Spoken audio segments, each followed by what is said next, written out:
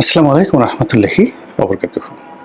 সম্মানিত দর্শক, একটি সাদা পতাকা এবং সেখানে কলেমা খচিত রয়েছে এবং সেই সাদা পতাকা একটি বিশাল রাস্তার দুই পাশে পথ করে উঠছে। একটি দুটো নয়, শত শত, এবং যেভাবে ছবিতে এসছে শত শত সেই পতাকাকে আসলে দেখে মনে হচ্ছে হাজার হাজার পতাকা। আরবিতে কলেমা খচিত আছে লা ইলাহা ইল্লাল্লাহু মুহাম্মাদুর রাসূলুল্লাহ।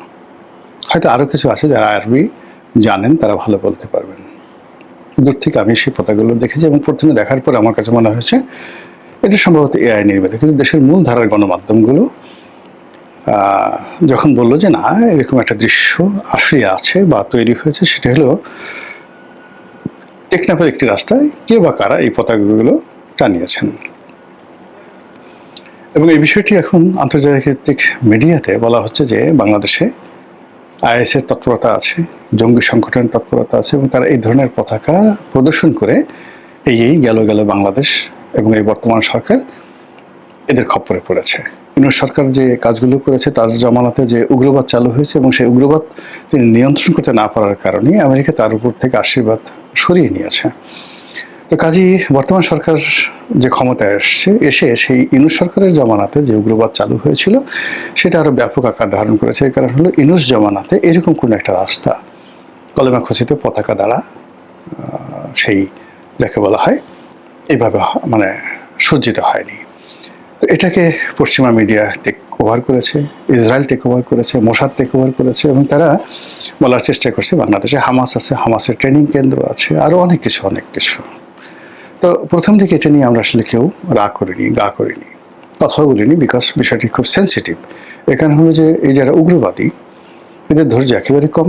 এরা আপনাকে রকেটে দেবে, বোমা মেরে আপনাকে উড়িয়ে ফেলবে এবং এদের যে উগ্রতা, তারা মানে খুব জোরে সেলোয়ার পরে আফগানদের মতো, আর হাঁটুর উপরে অন্ততপক্ষে আধ হাত জায়গা পায়ের নিচে ওই পাজামাটা উঠায় রাখে। তারপরে একটা কেটস পরে মোজা ছাড়া, তো মোজা ছাড়া কেটস, তার উপর ধরেন একটা ঢোলা সেলোয়ার পরছে যেখানে কেটস থেকে আধ হাত আপনি দেখতে পাচ্ছেন, অর্থাৎ 6 ইঞ্চি আপনি দেখতে পাচ্ছেন খালি। সুন্নতি লেবাস, মাথায় পাগড়ি, ঢিলা ঢালা পাজামা, তারপর শেষে সুন্নতি চেহারা এবং তার হুঙ্কার দিচ্ছে। তাদের শরীর ভালো দেখেই মনে হচ্ছে তারা ব্যায়াম করে এবং কুস্তি লড়ে এবং মারামারি করতে পারে। এবং সেখানে তারা মোটর সাইকেলে করে এইভাবে 100, 150, 300 কালামা খচিত পতাকা নিয়ে ঢাকা শহরে ঘুরে বেড়াচ্ছে, বিভিন্ন রকম স্লোগান দেখাচ্ছে। আমরা ইন্টারনেটে দেখি, কিন্তু আমরা এটা নিয়ে কখনো কথা বলিনি বা বলতে পারি না। এর কারণ হলো দে আর ভেরি ডেঞ্জারাস। এই কারণে এদের মধ্যে আবার বিভিন্ন গ্রুপ আছে, 1, 2, 3, 4, 5। এর মধ্যে এক গ্রুপ দেখলাম যে এরকম দাঁড়িয়ে আছে। তো সে বলছে যে নবীর যে দুশ্মন, ওয়াল্লাহি, মানে আল্লাহ কসম, ওয়াল্লাহি, রবের মানে খানায় কাবা রবের কসম, আরবি শব্দ আছে না, খানায় কাবা রবের কসম, ওকে আমি খুন করে ছাড়বো। যেই কথাগুলো বলেছে, পারলে আমাকে কেউ কিছু করুক, এই বাংলাদেশে সেই হুঙ্কার দিচ্ছে। অর্থাৎ তারা হয়তো যে মতের অনুসারে, সেই মতে তারা নবীকে মনে করে অনেক কিছু, আর তাদেরই মধ্যে অন্য গ্রুপ আছে যারা নবীর শানে বা মানে এদের মতো এইভাবে তারা কথাবার্তা বলে না। তারা নবীকে নিয়ে সাধারণ কথা বলে, যেমন জামাতের লোকজনই বলে যে তিনি একজন সাধারণ মানুষ আমাদেরই মতো। তার আর আমার মধ্যে ডিফারেন্স হলো আল্লাহ তাকে, তার উপর কোরআন নাজিল করেছেন, তার উপর ফেরেশতা পাঠিয়েছেন, এই পর্যন্তই, এতটুকু নবুয়ত দিয়েছেন। আদারওয়াইজ আকার আকৃতিতে, চাল চলনে, জীবনে, রসায়নে, প্রয়োজনে, ক্ষমতায়, দুর্বলতায় তিনি আমাদের মতোই মানুষ। এই কথা শুনে ওই পক্ষে বলে নাউজুবিল্লাহ মিন জালিকের ইমান নাই, এরা কাফির হয়ে গেছে। আমার নবী সম্পর্কে ধরনের কথা বললো, এদেরকে জবাই করা, এদেরকে খুন করা আমাদের জন্য গুরুত্বপূর্ণ এবং আমি এটা করব। এই জিনিসগুলো বাংলাদেশে হচ্ছে প্রকাশ্যে, যেটা আগে কখনো হয়নি। ফলে আপনি কি বলবেন বলেন, এদিন কি বলবেন? ফলে চুপচাপ ছিলাম, কিন্তু যেই মুহূর্তে দেখলাম যে এটা মেইন ধারার পত্রিকা চলে আসছে, সরকারও এটা তদন্ত করছে, তখন আমার কাছে মনে হলো যে এই গত 15 দিন ধরে ভারতের পত্রপত্রিকা যে কথাগুলো বলছে, বাংলাদেশের মধ্যে 2-1 যারা লোকজন আছেন তারা প্রকাশ্যে কথাবার্তা বলছেন যেগুলো আসলে ইসরায়েল এবং আমেরিকা বাংলাদেশে একটা সুযোগ খুঁজছে বাংলাদেশকে একটা ইন্টারভেন করার জন্য, সরকারকে বিপদে ফেলার জন্য। কাজে এই বিষয়গুলো অপতৎপরতা বন্ধ করতে হবে। এই কথাগুলো বাংলাদেশের দুই একজন বলছে, খুব সাহসী মানুষ। আবার বাইরে থেকে যারা ইউটিউবিং করেন, কেউ আওয়ামী লীগের পক্ষে আছেন, কেউ বিপক্ষে আছেন, সবাই কিন্তু এই কথাগুলো বলছে যে এরকম একটা পরিস্থিতি তৈরি হয়ে গেছে। এবং সেই পরিস্থিতির প্রেক্ষিতে এখন সরকার আসলে কি সিদ্ধান্ত নিতে যাচ্ছে বা সরকার কি করবে। জঙ্গিবাদ সম্পর্কে বা উগ্রবাদ সম্পর্কে যদি এই বাংলাদেশে সবচেয়ে বেশি সাফারার কেউ থাকে, সেটি বিএনপি। অর্থাৎ 2001 থেকে 2006 সনে ওই সময়টাতে আনসারুল্লাহ বাংলা টিম, ওই সময়টাতে বাংলা ভাই, ওই সময়টাতে শায়ক আব্দুর রহমান থেকে শুরু করে যে উগ্রবাদ তৈরি হয়েছিল কুষ্টিয়া, মেহেরপুর, রাজশাহী, যশোর, নাটোর, এই পুরো বেল্টগুলোতে, মানে সেখানে এসপি যান, ডিসি যান, মন্ত্রী হন, সবাইকে এই গ্রুপকে মানে ট্যাক্স না দিয়ে তারা চলতে পারতো না। এরপরে তারা সেই যমুনা নদীর যে এই অঞ্চল, সিরাজগঞ্জ, জামালপুর, তারপরে সিরাজগঞ্জ জামালপুরের বাইরে গিয়ে কুড়িগ্রাম, নীলফামারী, ওই বিস্তৃত অঞ্চল সহ গাইবান্ধা, পদ্মার চরে, যমুনার চরে এবং পদ্মার চরে, এই যমুনা এবং পদ্মার চরকে কেন্দ্র করে তাদের একটা বিরাট নেটওয়ার্ক তারা গড়ে তুলেছিল। এবং সেই নেটওয়ার্কটা এতটা স্ট্রং ছিল যে 2005 সনের আগস্ট মাসের 17 তারিখে 64 জেলার 64টি জজ আদালতে একসঙ্গে তারা বোমা হামলা চালিয়েছিল অ্যাট এ সেম টাইম। এবং সেখানে একজন জজ এজলাসে থাকা অবস্থায় বোমা হামলায় স্পট ডেথ, সঙ্গে সঙ্গে মারা যায়।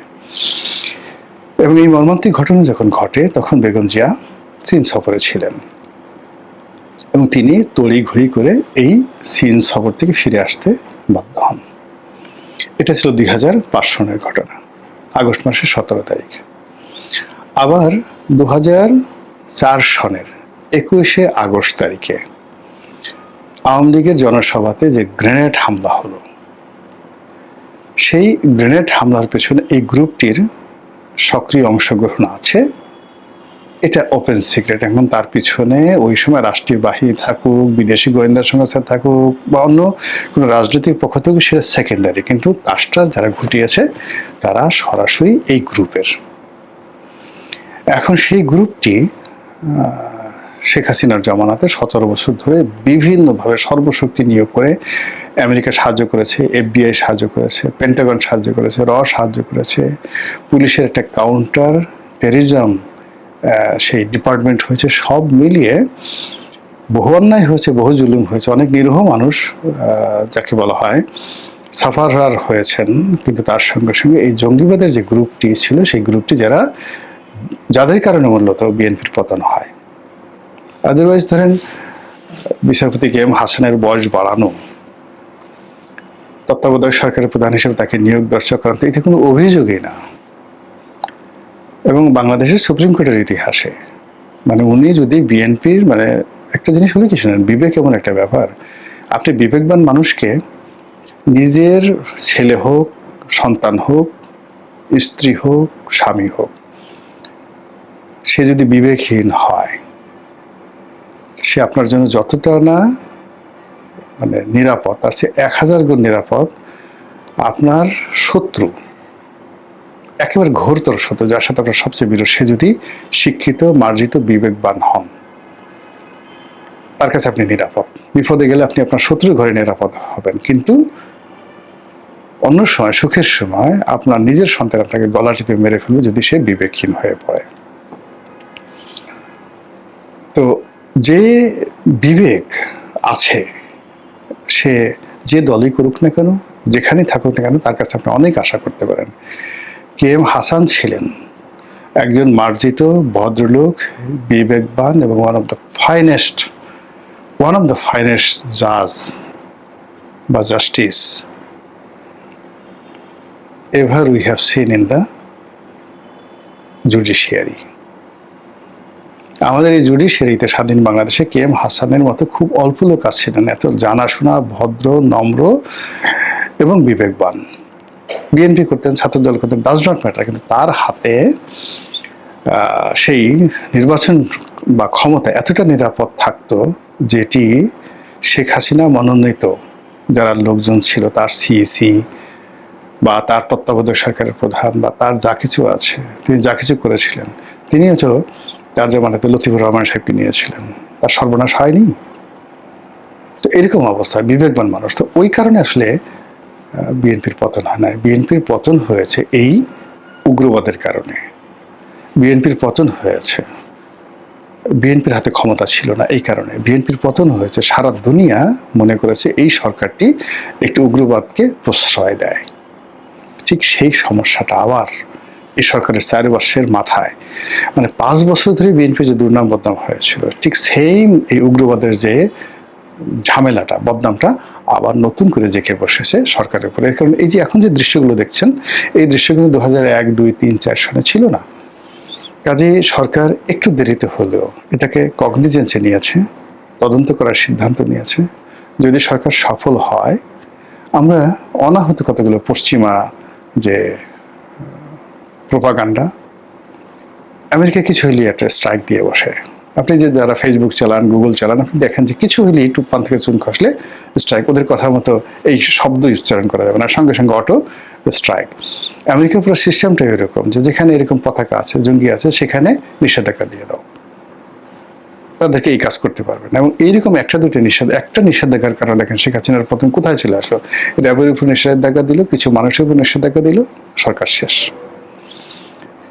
এখন ওই যে বিএনপি জমানার যে 1 থেকে 2001 থেকে 2006 সালের যে রেড অ্যালার্ট ছিল আমেরিকান প্রশাসনে, পেন্টাগনে, সরকার সম্পর্কে, সরকারের কর্তাবাদী সম্পর্কে, জামাত সম্পর্কে, ওটা এখনো মোচন হয়নি। জামাত সম্পর্কে এখনো আমেরিকা নেতিবাচক, তারেক রহমান সাহেব সম্পর্কে এখনো ইতিবাচক হয়েছে আমার জানা নেই। এই যে খলিলুর রহমানকে এত সুন্দর করে রাখা হয়েছে কেন? ওই লাল কালিমা বা কালো কালিমা মোছার জন্য। কিন্তু সেটা মোছার আগেই যদি আবার নতুন আর একটা কালিমা, মানে কলঙ্ক, কালিমা মানে ওই কলেমা না, কলেমা না, কালিমা, কালিমা, কালো রঙের যে কালি, সেটি। তো সেটি যদি আবার সেই নতুন সরকার, নবজাতক সরকার, তার উপর পড়ে যায়, সেক্ষেত্রে সরকারের প্রতিটা মানুষ বিপদে পড়বে, দেশ বিপদে পড়বে, রাজনীতি বিপদে পড়বে, অর্থনীতি বিপদে পড়বে। আমি চাই সরকার নিশ্চিত তদন্ত করুন, যথাযথ ব্যবস্থা নিন, আর আমরা যারা আছি জনগণ এই সকল কাজে সরকারকে সর্বতভাবে সহযোগিতা করি। আসসালামু আলাইকুম ওয়া রাহমাতুল্লাহি ওয়া বারাকাতুহু।